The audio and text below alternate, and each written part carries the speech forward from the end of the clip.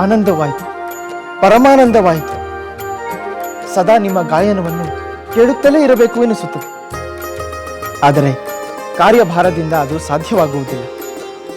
ಹೌದು ಮಕ್ಕಳೇ, ಅಶ್ವಮೇಧ ಯಾಗದ ಕರ್ತವ್ಯಗಳನ್ನು ಕಡೆಗಣಿಸುವಂತಿಲ್ಲ. ಏನೇ ಆದರೂ ನಿಮ್ಮ ಈ ಮಧುರವಾದ ಗಾಯನವನ್ನು ನಾವು ಎಂದೆಂದಿಗೂ ಮರೆಯುವುದಿಲ್ಲ. ಹೌದು, ನಮ್ಮ ಪ್ರಿಯ ಸೋದರ ಶ್ರೀರಾಮಚಂದ್ರನ ಮಹಿಮೆ ನಿಮ್ಮ ಈ ಗಾಯನದಿಂದ ಮತ್ತೆ ಜೀವ ತಳೆದು ನಿಂತಿತು. ನಿಮ್ಮನ್ನು ಎಷ್ಟು ಹೊಗಳಿದರೂ ಸಾಲದು. ರಾಮ ಸೋದರರೇ, ನಿಮ್ಮ ಮೆಚ್ಚುಗೆಗೆ ನಾವು ಸಂತೋಷ ಪಡುತ್ತೇವೆ. ನಿಮ್ಮ ಪ್ರಶಂಸೆಯನ್ನೆಲ್ಲ ನಮ್ಮ ಪೂಜ್ಯರಾದ ಗುರುಗಳಿಗೆ ಸಮರ್ಪಿಸುತ್ತೇವೆ.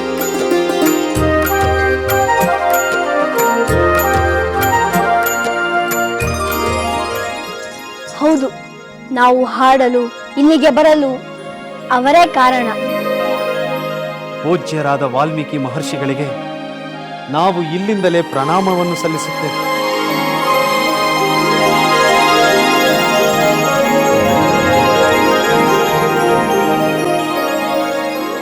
ಅವರ ದರ್ಶನ ಎಂದು ದೊರೆಯುವುದೋ ನಮಗೆ ಗೊತ್ತಿಲ್ಲ. ಅಂತಹ ಅವಕಾಶ ದೊರೆತರೆ ಖಂಡಿತ ನಾವು ಅವರಿಗೆ ನಮ್ಮ ಭಕ್ತಿ ಗೌರವಗಳನ್ನು ಸಮರ್ಪಿಸುತ್ತೇವೆ. ನೀವು ಈಗ ನಾವು ಕೊಡುವ ಉಡುಗೊರೆಯನ್ನು ಸ್ವೀಕರಿಸಬೇಕು. ಏನು ಉಡುಗೊರೆಯೇ? ಏತಕ್ಕಾಗಿ ಈ ಉಡುಗೊರೆ? ಶ್ರೀರಾಮನೇ ನಿಮಗೆ ಸುವರ್ಣ ಮುದ್ರೆಗಳನ್ನು ನೀಡುವಂತೆ ಸೂಚಿಸಲಿಲ್ಲವೇ? ನೀವು ಬಯಸಿದಷ್ಟು ಹೊನ್ನನ್ನು ನಿಮಗೆ ನೀಡುತ್ತೇವೆ. ಬೇಡ ಬೇಡ, ಯಾವ ಹೊನ್ನೂ ಬೇಡ, ಯಾವ ಉಡುಗೊರೆಯೂ ಬೇಡ. ಋಷಿಗಳ ಆಶ್ರಮದಲ್ಲಿ ವಾಸಿಸುವ ನಮಗೆ ಹೊನ್ನಿನಿಂದೇನಾಗಬೇಕು? ಶ್ರೀರಾಮನೇ ಪ್ರೀತಿಯಿಂದ ಕೊಡುವಂತೆ ಹೇಳಿದ್ದನ್ನು ಬೇಡವೆನ್ನುತ್ತೀರಾ? ರಾಮ ಸೋದರ, ನಾವು ಯಾರಿಂದಲೂ ಏನನ್ನೂ ಸ್ವೀಕರಿಸಬಾರದೆಂದು ನಮ್ಮ ವಾಲ್ಮೀಕಿ ಮಹರ್ಷಿಗಳು ಕಟ್ಟುನಿಟ್ಟಾಗಿ ಹೇಳಿದ್ದಾರೆ. ಗುರು ಆಜ್ಞೆಯನ್ನು ನಾವು ಯಾವ ಕಾರಣಕ್ಕೂ ಮೀರುವವರಲ್ಲ. ನಮಗೆ ಇಷ್ಟು ಸಂತೋಷ ಉಂಟು ಮಾಡಿರುವ ನಿಮಗೆ ನಾವು ಹೇಗೆ ಸಂತೋಷವನ್ನು ಉಂಟು ಮಾಡಬೇಕು? ರಾಮ ಸೋದರ, ಅದೆಲ್ಲವೂ ಸರಿಯೇ. ಆದರೆ ಒಂದು ವಿಷಯದಲ್ಲಿ ಮಾತ್ರ ನಮಗೆ ಸಂತೋಷವಾಗಲಿಲ್ಲ. ನೀವು ಅದನ್ನು ನೆರವೇರಿಸಿದರೆ ನಮಗೆ ನಿಜವಾಗಲೂ ಸಂತೋಷವಾಗುತ್ತದೆ. ನಿಮಗೆ ಸಂತೋಷವಾಗುವುದಾದರೆ ನಾವು ಏನು ಬೇಕಾದರೂ ಮಾಡುತ್ತೇವೆ. ನಾವು ಈ ಅರಮನೆಗೆ ಬಂದಾಗ ಶ್ರೀರಾಮಚಂದ್ರ ಪ್ರಭುವಿನ ಜೊತೆ ಮಹಾಪತಿವೃತೆ ಪರಮ ಪಾವನೆಯಾದ ಸೀತಾಮಾತೆಯ ದರ್ಶನವೂ ದೊರೆಯುವುದೆಂದುಕೊಂಡಿದ್ದೆವು. ಆದರೆ ಶ್ರೀರಾಮಚಂದ್ರ ಪ್ರಭು ಮಾತ್ರ ದರ್ಶನ ಕೊಟ್ಟರು, ಸೀತಾಮಾತೆಯನ್ನು ಕಾಣಲಿಲ್ಲ.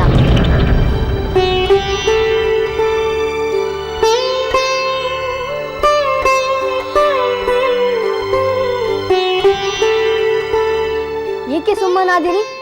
ನಮಗೆ ಸಂತೋಷವಾಗಬೇಕೆಂದರೆ ಸೀತಾಮಾತೆಯ ದರ್ಶನವಾಗಬೇಕು. ನಮಗೆ ಸೀತಾಮಾತೆಯನ್ನು ತೋರಿಸುತ್ತೀರಾ?